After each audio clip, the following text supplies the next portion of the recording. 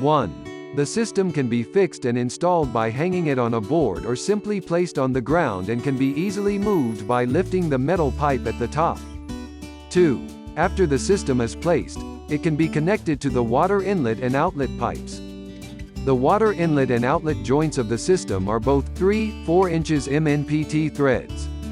Pay attention to the direction of water flow during installation. 3. After the pipeline installation is completed, rotate the ball valve to the closed position.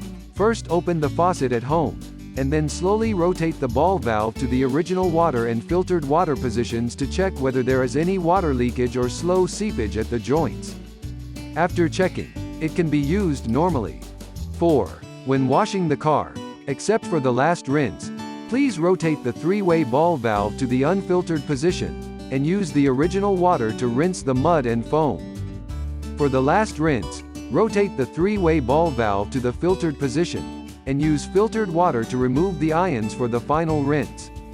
5. After the system is used, the resin should be kept moist before the next use.